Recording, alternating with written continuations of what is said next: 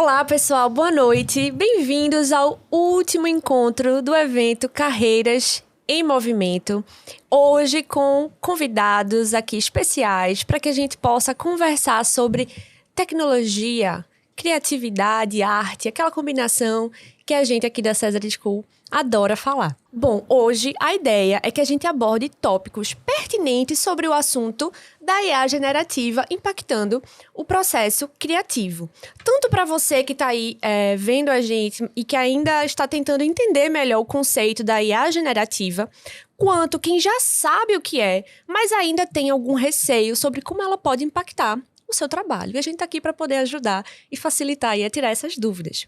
Para a gente desmistificar e compreender mais sobre esse tema, a gente vai explorar aqui o vasto mundo da escrita criativa, do design de interação e do design de conteúdo, áreas que podem se beneficiar do uso consciente da IA generativa para pesquisar e criar narrativas poderosas e encorajadoras. E aí vamos lá aos principais tópicos que a gente vai abordar hoje. Como lidar com desafios éticos na utilização da IA generativa em conteúdo? Como a IA generativa pode otimizar a produção de conteúdo sem comprometer a autenticidade? E como a IA generativa pode ser utilizada com abordagens sistêmicas no design de interação? E para conversar sobre esses tópicos com a gente hoje, temos o Ivo Dantas, a Tatalina e o Rodrigo Rios para conversar um pouquinho. Então, eu vou pedir para a gente iniciar aqui, vocês se apresentem rapidamente para o pessoal conhecer vocês. Ivo, começando por você. Eu sou Ivo Dantas e eu sou coordenador da especialização do DIPAD, que é voltada para o design de artefatos de interação digital, assim como a pós-graduação em testes ágeis, ETA. E também atuo nas graduações da Cesar School como coordenador de projeto e como professor. Maravilha, Tatalina. Oi, meu nome é Tatalina, vocês podem me chamar de Tata. Eu sou consultora de qualificação sênior aqui do Cesar School, sou docente das graduações em Design e Ciência da Computação e também do mestrado profissional em Design e da pós-graduação em Design de Conteúdo. Boa. Rodrigo? Eu sou Rodrigo Rios, professor na graduação de Design, Ciência da Computação e professor na pós-graduação de Escrita Criativa. Boa, gente. Muito obrigada aqui pela presença de vocês. E antes de começarmos a nossa conversa, eu quero avisar para quem está assistindo aqui a gente que o chat está aberto e que vocês podem e devem enviar perguntas aqui para o nosso time e ao longo da conversa a gente vai respondendo vocês. Combinado? Então vamos lá, gente. Apesar de não ser um tema novo, né, a IA generativa, para quem está inserido em ecossistemas de inovação e tecnologia, né, as IAs generativas atingiram o mainstream recentemente, ganhando espaço na mídia e em diversos debates. Então eu pergunto para vocês, como vocês estão usando no dia a dia as ferramentas de IA para facilitar a rotina, seja na vida pessoal, no trabalho? Contem aí um pouquinho pra gente. Rapaz, eu posso começar. Eu fui bem resistente à IA. Eu fico dizendo, meu Deus, estou no centro de tecnologia e eu resistente à inteligência artificial. Exatamente porque eu ficava pensando como é que a gente se coloca enquanto profissional. E, enfim, acaba sendo uma batalha que eu vejo como perdida, principalmente quando a gente começa a pensar a partir de uma outra perspectiva. Então, eu comecei a utilizar como forma de dialogar com alguém no momento de preparar uma aula, no momento de tentar escrever um texto, no momento de pensar em outras dinâmicas para práticas criativas de maneira geral. Então, eu entendo que eu tendo uma base de conhecimento e um repertório, eu consigo dialogar com a máquina e, a partir daí, ter alguns resultados que, para mim, são bem satisfatórios. Eu diria que também não foi muito diferente no meu caso. Eu tive uma resistência inicial a esse processo, só que a gente começa a entender o potencial que esse desenvolvimento tecnológico ele traz para as rotinas de uma forma geral. Se a gente for pensar nas atividades da gente, seja no dia a dia, sejam aquelas atividades profissionais, tem alguns pontos que a gente faz que eles são procedimentais, eles são quase que automatizados já na cabeça da gente, né? A gente faz aquelas coisas de uma forma muito sequenciada, já estruturada. E eu acho que é aí onde entra a primeira forma adequado, a primeira forma que seria responsável de testar e utilizar essas ferramentas, que são nesses processos que a gente já faz com uma certa automação interna do nosso cérebro para que isso funcione. Isso é preciso ter uma visão crítica, a gente vai falar mais sobre isso lá para frente, mas de uma forma geral eu diria que esse é o primeiro passo. Observa aquilo que não é o que tu entrega de melhor, não é ali onde está o funcionamento do diferencial, seja do teu trabalho, seja das tuas atividades pessoais. E aí eu acho que tem um caso muito interessante nisso, né, que pega muito o que a Tatalina estava trazendo, que é, por exemplo, você tem dentro do processo, se a gente for imaginar um exercício, falando isso dentro de sala de aula, e eu consigo gerar ali um case que vai atender exatamente aqueles elementos que eu preciso que o estudante utilize, que levante no estudante questões para serem utilizadas e motivar uma reflexão, a inteligência artificial hoje em dia ela é fundamental, eu diria, e ela está completamente inserida na minha rotina. O que de forma alguma estabelece que se qualquer um de nós quatro lançássemos o mesmo exercício, a gente teria o mesmo resultado. Sim. Não, cada um teria uma forma diferente de conversar com a inteligência artificial para que ela gerasse esse tipo de resultado para a gente. Muito bom. Complementando aí para as respostas de Tatalina e Ivo, para não ser redundante, no meu caso, né, me chamou muita atenção, a minha provocação começou com essa questão da possível substituição da mão de obra, né, e toda vez que há uma mudança tecnológica profunda, né, que tem impactos sociais, positivos e negativos, é uma coisa que sempre chama atenção. Então, nesse sentido, eu resolvi me aventurar aí num doutorado em engenharia de software, com foco em pesquisa, aplicações de IA gerativa em design e criatividade, né?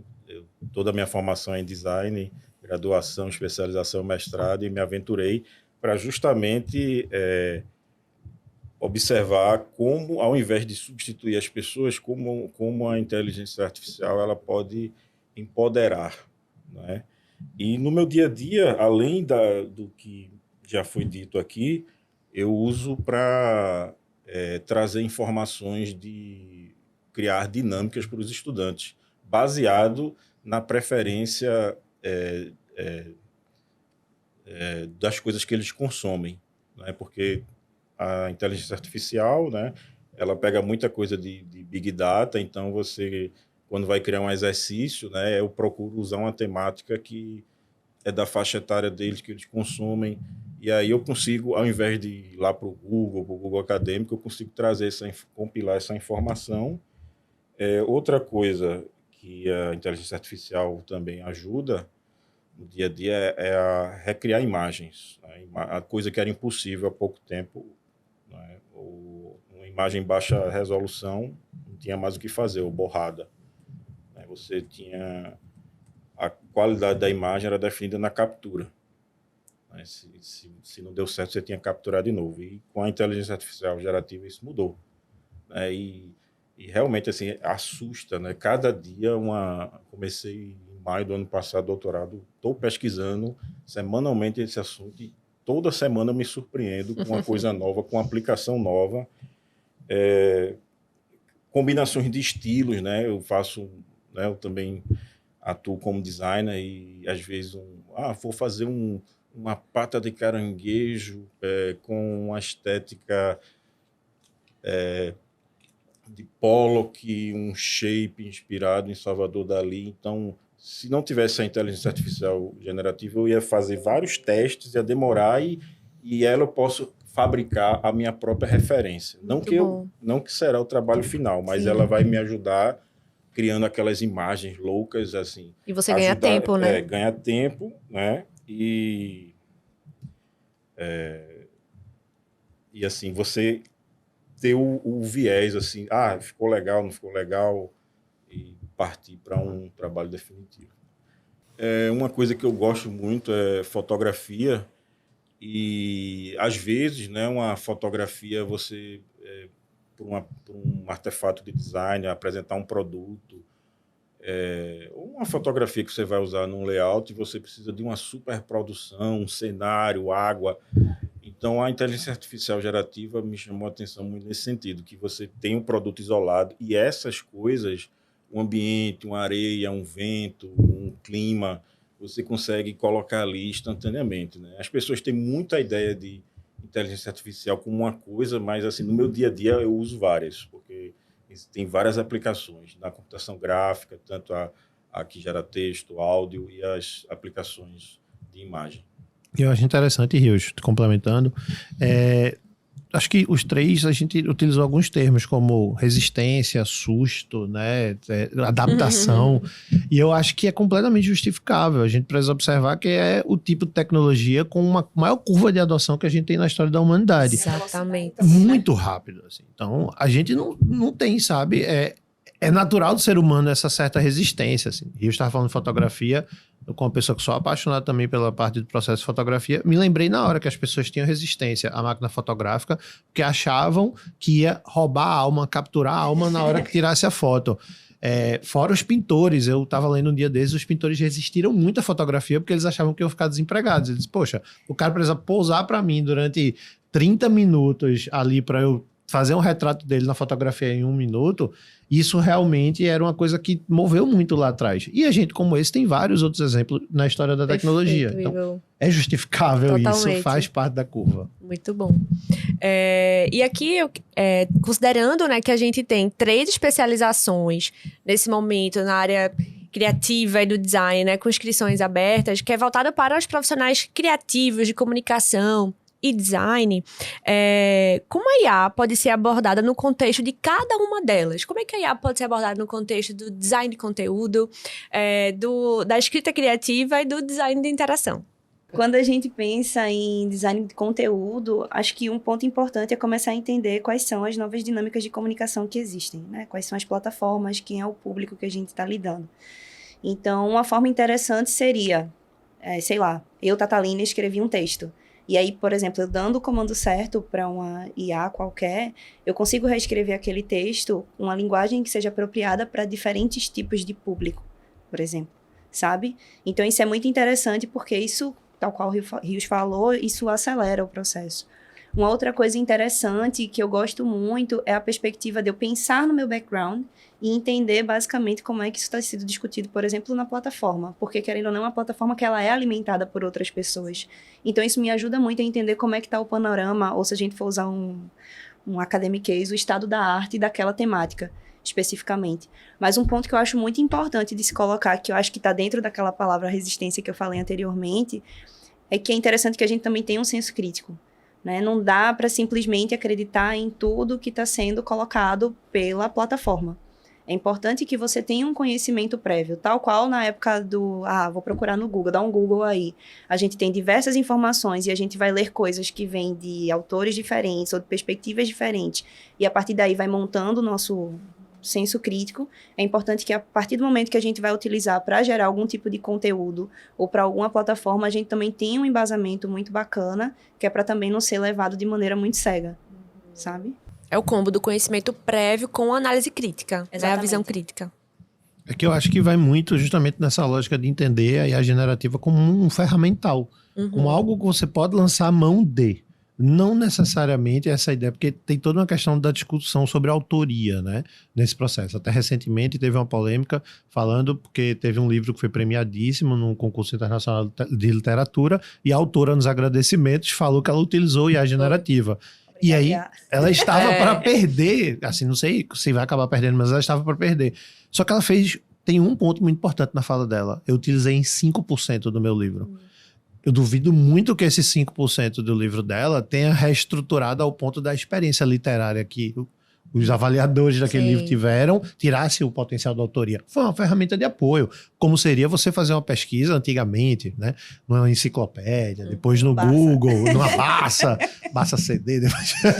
E aí você fazer todo esse processo de pesquisa. Então, eu concordo plenamente. E aí, trazendo para esse lado, né, do design de interação, acho que é muito forte também a gente entender como isso pode facilitar a parte de como a gente dialoga com o usuário, como a gente dialoga com o público, que está na essência de tudo que a gente faz. Eu acho que qualquer um dos pontos que os três trouxerem hoje aqui, sempre a gente vai ter essa troca. Sempre a gente tem o lado de alguém que está produzindo algo, seja o designer, seja o produtor de conteúdo, seja o publicitário. E do outro lado eu tenho um público para o qual aquele produto ele é pensado, ele é feito. E é nessa troca, nessa interação que surge o valor, né? Que é uma palavrinha mágica nos dias de hoje. Então, para gerar esse valor da melhor forma possível, por que não lançar mão dessas ferramentas? Mas, mais uma vez, uma coisa é lançar mão, saber utilizar essas ferramentas. E como é que eu sei utilizar? Obtendo conhecimento. A gente está falando aqui, por exemplo, de especialização, que são cursos que vão promover essa possibilidade de acesso a esse tipo de conhecimento para que você utilize essas ferramentas da melhor forma possível, gerando assim um valor melhor para o usuário e de contrapartida que você tenha um processo criativo melhor, que seja mais complexo, consiga fazer uma entrega maior. E aí, se eu puder te complementar rapidinho, se a gente for pensar, sei lá, no design da interação, né? Basicamente, quando a gente está falando dessa especialização, a gente tem várias disciplinas que vão te dar suporte para pensar nessa estrutura. Quando a gente pensa em design de conteúdo, a gente tem disciplinas como mídia, a gente tem disciplinas como design de sociedade, que a gente, aparentemente, são temáticas distantes, mas isso vai construindo um arcabouço teórico, né? Para que a gente tenha essa construção crítica, né? Para um produto final, entendendo a IA como um meio muito mais do que como um fim. É a mesma coisa, eu posso colocar um pincel na minha mão, na sua mão, na de Rios, vão sair coisas muito diferentes. Maravilhoso. Sem dúvida. É a mesma coisa. Se eu coloco uma IA generativa voltada para a imagem na mão de Rios ou na mão minha, pelo menos, vai sair um trabalho muito diferente na mão de Rios. Muito bom, gente. E aí eu quero entrar aqui um pouco, vou fazer uma breve introdução aqui para uma pergunta, para a gente falar sobre mitos. Vamos lá. Quando as IAs generativas se tornaram populares, no ano passado, foi realmente um grande boom em 2023, muito se falou sobre essa tecnologia roubar empregos ou tomar o lugar de profissionais em algumas funções. Como alerta, um estudo da Goldman Sachs apontou, inclusive, que 300 milhões de empregos estão expostos à automação. Por outro lado, o que nós vimos foi uma corrida pela adoção da IA em alguns segmentos. E aí uma pesquisa realizada pelo Canva com 4.000 líderes das indústrias de marketing e criação constatou não apenas que as indústrias e os criativos estão positivos em relação à IA, mas também que estão adotando a IA numa velocidade espantosa. Entre os entrevistados brasileiros, 64% disseram que a IA generativa está aumentando a criatividade da sua equipe. E 75% já consideram a IA como parte essencial do processo criativo. Diante disso, para vocês, passados os primeiros meses a esse grande boom, o alvoroço da chegada da IA com essa força maior, a tão falada substituição dentro do processo criativo pela IA é um mito ou é uma possibilidade? Qual a opinião de vocês? Olha, eu acho, assim, como você falou, é uma opinião, né? Existem várias visões e eu não quero ser o dono da verdade. Eu vejo nessa discussão que existe uma cocriação, não é? Onde você, para criar algo, você precisa de um input, precisa de um prompt. E a tecnologia, assim como blockchain, IoT, Big Data, a inteligência artificial é uma tecnologia emergente que evoluiu muito rápido.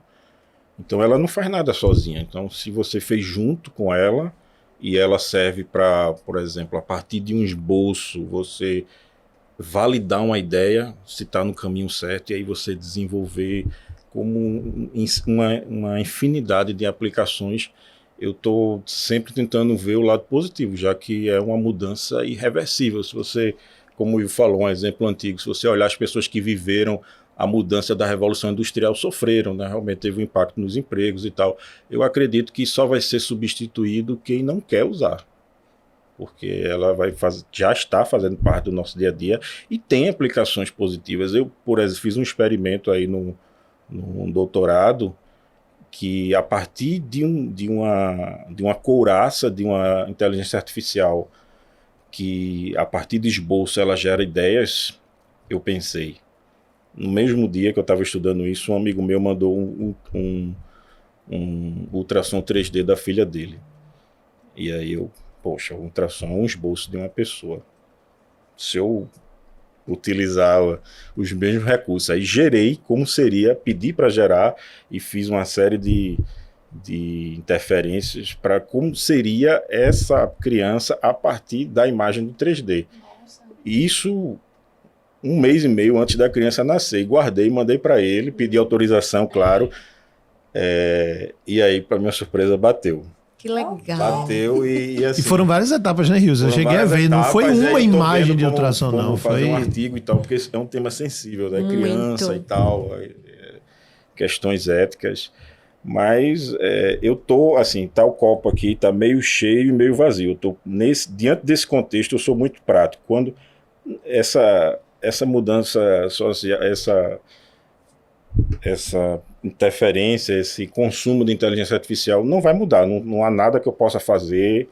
Então, eu sou muito prático. O que resta é aprender e também trabalhar também na sala de aula, empoderar os estudantes, assim. Eu estou vendo o copo meio cheio, porque é meio vazio. Está meio cheio, a gente tem que aprender a nadar nele, né? Eu concordo plenamente, e aí eu acho o seguinte, acho que quando a gente fala justamente sobre esses mitos, acho que a gente precisa separar 2 elementos. O primeiro elemento é o impacto da IA generativa enquanto uma tecnologia social. Nesse sentido, tem muito que tem que ser discutido ainda no impacto dos empregos, como isso vai reverberar. É óbvio que algumas ocupações vão sumir, algumas ocupações serão ressignificadas e algumas serão surgir. Então, do ponto de vista social, é toda uma discussão bem complexa que precisa se ter em torno disso. Trazendo para cá, para a nossa discussão mais objetiva, que é a parte do impacto no processo criativo, concordo plenamente com o Rios. Eu acho que a gente consegue vislumbrar um processo de facilitação e abertura de novas possibilidades do processo criativo. Volto mais uma vez, existem alguns elementos que a gente demanda um certo esforço e não é onde está o processo criativo em si. São passos necessários. Esses passos eles podem ser terceirizados para a generativa. E o papel do criativo, o papel de quem está por trás daquilo, se ele tem toda essa base, toda essa formação, como o Tatalina colocou muito bem, que as disciplinas dão, que a vivência dá, que a própria prática no dia a dia dá, acho que fica muito claro que se você coloca, se fosse assim, faz o quê? 1 ano que a gente tem esse boom? Em teoria já era ser tão fácil assim, todo mundo já tinha virado criativo, todo mundo já tinha feito o trabalho digno de prêmio. Então, acho que sim, é preciso ter uma utilização crítica desse processo. Essa utilização crítica vem com conhecimento para que a gente consiga utilizar. Isso é um ponto. E o outro é a discussão enquanto tecnologia social, que vai demandar uma série de processos, inclusive sobre a discussão do futuro do trabalho, né? Acho que isso sem dúvida, é um outro elemento que precisa ser pensado ali de forma, vamos dizer assim, conjunta. Rende aí um papo para um dia todo. Já é um outro. Podemos fazer um outro encontro aí, um outro evento só para fazer só isso. com o impacto das tecnologias sociais, né? Mas é isso. Eu queria reforçar para quem está aí assistindo a gente, enviem perguntas no chat. Quem chegou um pouquinho depois, não acompanhou aí a abertura. Mas a gente adora receber as dúvidas de vocês, comentários, considerações. E o nosso time vai estar aí ajudando a tirar essas dúvidas, tá? Inclusive, se você está aí gostando desse papo e conhece alguém que gostaria também, que precisa ouvir o que a gente está discutindo aqui, aproveite e compartilhe o link que ainda dá tempo da pessoa acessar. Bom, e aí tem um tema super importante quando a gente fala de tecnologia, que é a ética, né? O Rodrigo pincelou aí rapidamente. E como a gente comentou aí, né, alguns desses mitos, das aplicações, é importante a gente falar dos cuidados necessários, de fato, para usar essas ferramentas. É muito sensível. Questões de autoria, viés algorítmico, manipulação de informações, são desafios que a sociedade irá enfrentar daqui para frente, nessa nova era digital. E aí, com isso, eu pergunto a vocês, como utilizar de forma ética a IA generativa em conteúdos criativos? Com transparência. Se, assim, me permite também a minha visão, eu posso criar um trabalho 100% autoral, como eu posso, ao meu ver, se eu utilizar uma inteligência artificial, ela é coautora. Não é? Ela foi a minha assistente, o meu assistente. Até porque, como a gente falou no início, ela não vai fazer nada sozinha, então é uma tecnologia. Então, aproveitando o gancho, eu queria aproveitar para falar sobre a aplicação de inteligência artificial generativa na pós de escrita criativa, né? Que é uma pós, inclusive, que teve 100% de aprovação na primeira turma. Já. A gente ficou tão feliz com esse feedback. Exatamente, tanto escrita criativa quanto design de conteúdo. foram especializações que a gente lançou no ano passado, né? Formamos aí as primeiras turmas. E aí ficamos super felizes aí com esse feedback da primeira turma. E aí o grande mote dessa pós-graduação é aquela pessoa que vai fazer a pós, é encontrar a sua voz autoral, E até para isso, a inteligência artificial ela pode construir. Como minha formação é toda em design, eu estou numa disciplina mais prática, que é ilustração e desenvolvimento de capa. E aí, inclusive, eu utilizei uma parte da minha pesquisa de doutorado para desenvolver esse processo, que é a partir de uma ideia, um framework, um método que eu desenvolvi, a partir de uma ideia, você coloca referências, um moodboard. A partir desse moodboard você gera um prompt. A partir desse prompt ele vai gerar uma referência visual.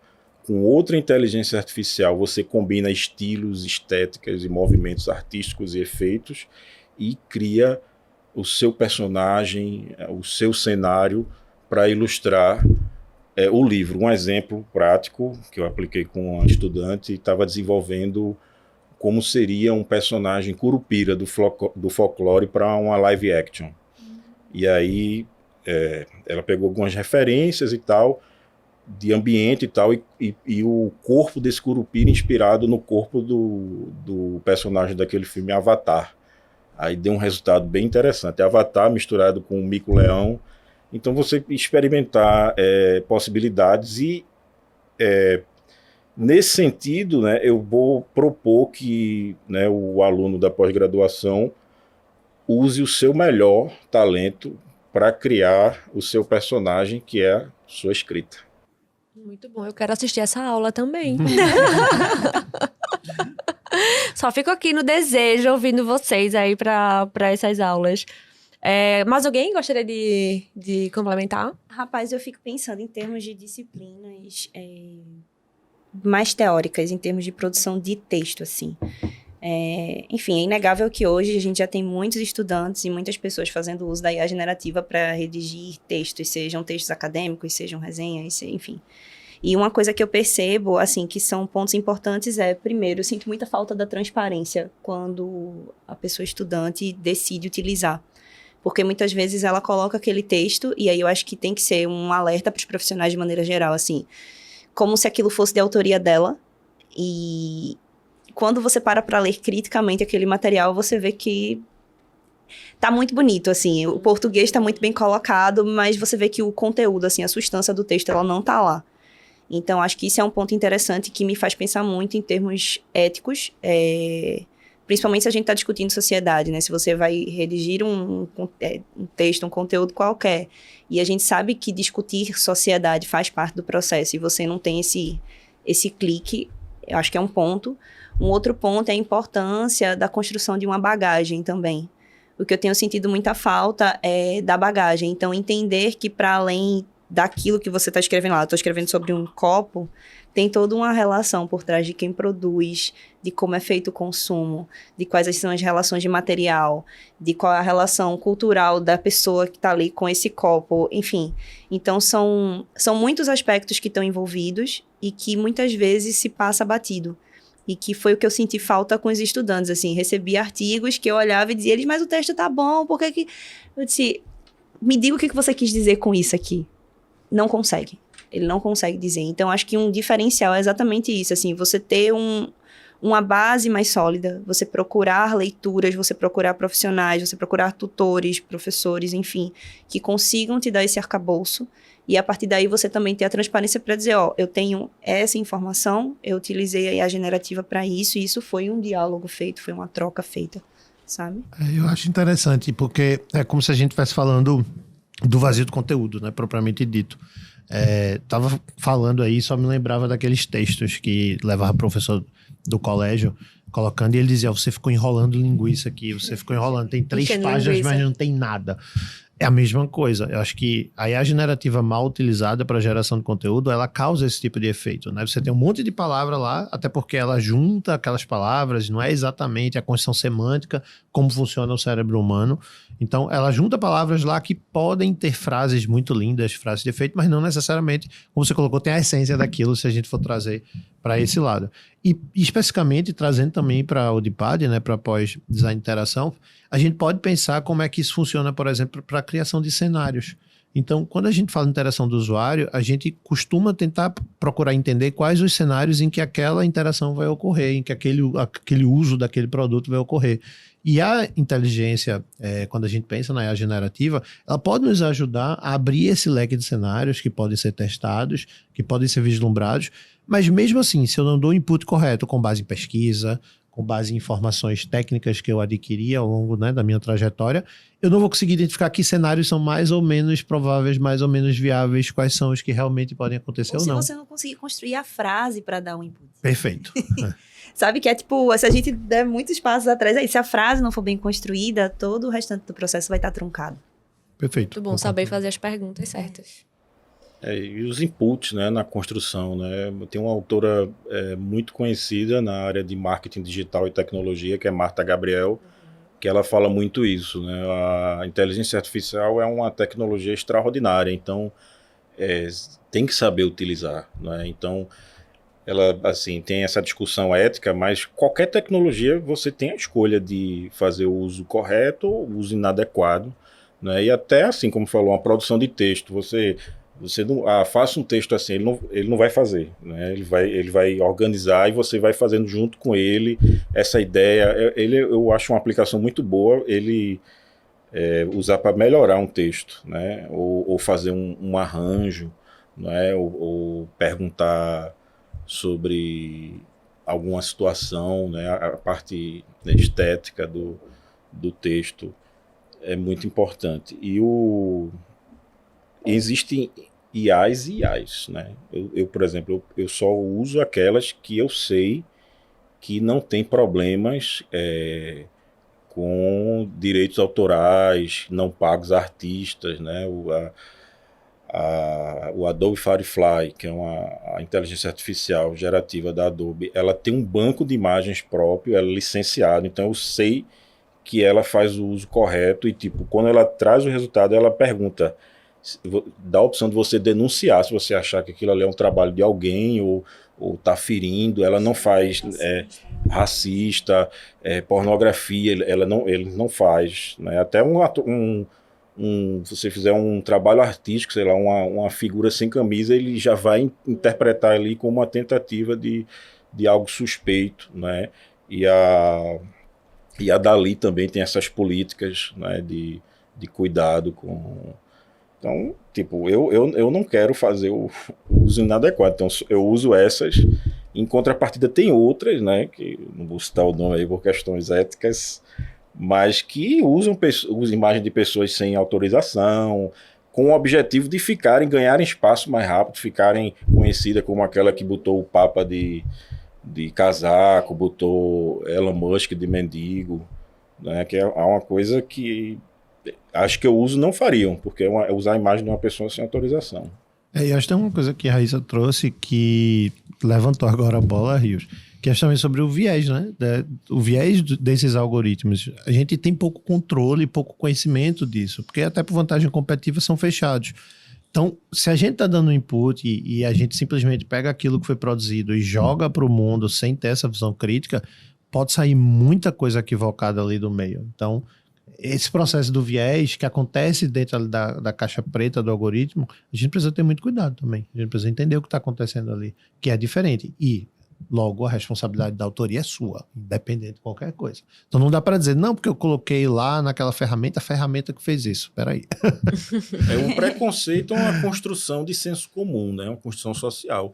E, ao mesmo tempo, a inteligência artificial ela está bebendo ali daquele universo de dados e de senso comum. Então, ela, assim, acho que se preocupam com isso, ela faz a interferência para não, né, sair um resultado que comprometa aí essas questões éticas. E dando continuidade, gente, a essa pauta da ética, acho que vocês acabaram falando um pouco sobre isso, mas eu queria só aprofundar um pouco mais, porque eu acho que é uma discussão que rende muito, que é a questão da autenticidade, né? Dentro desse contexto. Costurando aqui um pouquinho, né, do que vocês falaram. Vocês acreditam, né, que é possível utilizar a IA sem perder essa autenticidade, né? Então, nesse processo criativo, no design de conteúdo, na escrita criativa, na criação das narrativas. Como faz para não perder essa autenticidade? Quem tem medo, ainda não vou usar, porque... Como é que a gente une essas duas coisas? Eu posso falar como Tatalina pensa, assim, usa. Eu sempre penso que tudo que a gente não usa no nosso corpo e nossas habilidades, a gente perde. E escrita é um exercício. Então, se toda a minha prática de escrita eu terceirizo para inteligência artificial, eu sinto que é a mesma coisa de você se manter distante de, sei lá, escrever um artigo ou escrever um texto por um tempo. Então, eu gosto de escrever primeiro, mesmo tendo toda uma dificuldade. Se eu tiver um tempinho a mais, eu escrevo. E depois fica mais fácil de eu conseguir fazer ajustes, de eu conseguir ver outras formas, sabe? Em relação à autenticidade para trabalho meu, eu prefiro esse exercício de eu conseguir pôr em prática diversas formas de escrever a mesma coisa, por exemplo. Eu tava pensando aqui, eu confesso, nunca tinha pensado nessa perspectiva da autenticidade do motivo, mas sim na perspectiva da autoria, da ética. E a primeira coisa que me veio à cabeça foi, por que você está usando a inteligência? Perfeito. Acho que essa é a pergunta, por quê? Eu estou usando porque ela vai me acrescentar isso, eu estou usando porque ela vai reduzir determinado tempo que eu precisaria para fazer uma tarefa que é praticamente repetitiva. Massa! Eu estou usando porque eu não quero me esforçar, eu estou usando porque eu não quero ter aquele trabalho. Você está abrindo mão da sua autenticidade e da sua autoria para o processo criativo. Aí você tem que se questionar por que você está fazendo aquela atividade. Então, acho que a resposta, na verdade, é uma pergunta. Por que eu estou usando essa IA generativa? E aí, a partir daí, a gente parte para as reflexões. Inclusive, na colação de grau, né, nós que somos professores de design, tem uma parte do juramento que diz assim, não se ofuscar com o brilho da tecnologia. Então, a inteligência artificial faz muita coisa. Então, cuidado, né? Cuidado com o que você está usando para você não ficar obsoleto, não ficar acostumado a ficar uma certa preguiça, né? Intelectual. Aconteceu, inclusive, esse mês passado, a mudança tão recente nas minhas aulas de computação gráfica. Eu já inseri o conteúdo de IA, mas eu mostro, olha, para fazer sem IA é assim, o método convencional. E com IA é assim, a diferença é que é 10x, 10 vezes mais rápido. Aí ensinei tudo isso. Legal. Vocês sabem fazer dos dois jeitos. Sabem fazer dos dois habilitar para as jeitos. duas formas. As duas situações, o tempo que você dispõe. E aí era uma disciplina de representação visual. E aí uma estudante, uma aula depois, chegou para mim, Rodrigo, o meu computador, a versão do Photoshop não tem IA, eu não consigo fazer o trabalho. Opa! Eu ensinei como fazer sem, certo? É só um recurso tecnológico. A criatividade, pegar os arquivos, a manipulação, a composição, continua na versão mais antiga, mais primitiva, dá para você fazer. Então... claro, um jovem, né, acabou de aprender aquilo ali, já ficou encantado, mas assim, a gente tem que sempre ter essa reflexão, como ele falou, porque eu estou usando isso? No meu caso, como a gente discutiu aqui, eu uso porque eu uso muito para testar caminhos, né, porque eu vou gastar um tempão vendo uma combinação estética com nanquim, com Mondrian e tal, e eu posso já validar em poucos minutos do que gastar uma hora para ver se eu vou gostar desse caminho, né? Isso aí, na minha concepção, é um bom uso. Mas, assim, para fazer um trabalho por você, né? Coisa que você tem que questionar. Eu não quero que essa conversa acabe, não. E agora? Ai, muito legal, gente. Acho que diante do que a gente conversou aqui, né? Não é segredo aí pra ninguém que a César School se alinha a esse novo movimento, né? Esse movimento de mercado no campo da criação de conteúdo e trazendo todas essas pautas de cuidados que a gente precisa ter. A gente precisa ter atenção redobrada, né? E, bom, como eu já falei aqui um pouquinho, e os nossos convidados também, né? Vocês podem desenvolver essas e outras habilidades nas especializações de design e comunicação aqui da César School, como a especialização de design e conteúdo, que, para quem não sabe, é a primeira do Brasil. A nossa especialização em escrita criativa, como o Rodrigo falou, que teve aí 100% de aprovação na pesquisa de satisfação, né? Agora na nossa primeira turma. E a especialização em design de interação para artefatos digitais, que é uma das especializações, acho que mais antigas aqui da Cesar School, e um dos mais procurados, né? Uma das mais procuradas por profissionais em transição de carreira também. A gente está fazendo, né, esse direcionamento para transição de carreira com UX Design. Bom, aí eu vou pedir, então, para que vocês possam falar aqui um pouquinho, para quem está assistindo a gente e tá... eu adoro design de conteúdo, mas será que é pra mim essa especialização? Eu ainda tô na dúvida. Eu já fui ali no site da Cesar School, já vi algumas informações, mas estão ainda, né, com um pouco de receio de dar esse próximo passo. Eu queria que vocês pudessem falar brevemente sobre a especialização, sobre a disciplina de vocês. O que é que vocês diriam para essas pessoas que estão querendo se especializar nesses cursos aqui com a gente? Eu posso começar. Então, a lógica do DeepAD, ela tem como um princípio básico fazer com que seja possível, primeiro, se atualizar no que é que está sendo discutido de fato dentro do universo do design. Então, aí de antemão, a gente traz 2 grandes perfis de público, né? E aí, se para responder essa perguntinha, será que é para mim? Eu acho que são 2 elementos. O primeiro, eu sou designer, tenho interesse em entender um pouco mais sobre esses elementos novos que têm surgido, como é que se utiliza uma tecnologia, como é que novas metodologias podem ser aplicadas no meu trabalho dia a dia. Então, acho que isso, para quem já é designer, é um elemento importante. Você vai ter uma atualização de conceitos. Às vezes, você tem também alguém que é formado em design em alguma área correlata, como publicidade, algum outro curso de comunicação, e é uma ponte muito importante para ter essa atualização desses conteúdos, agrega muito nesse conhecimento. E, por outro lado, como você bem colocou, para quem está naquele momento de transição de carreira, principalmente dentro desse universo do tech design, dessa ideia de como o design ele pode ser aplicado à tecnologia e vice-versa, como a tecnologia pode ser aplicada ao design.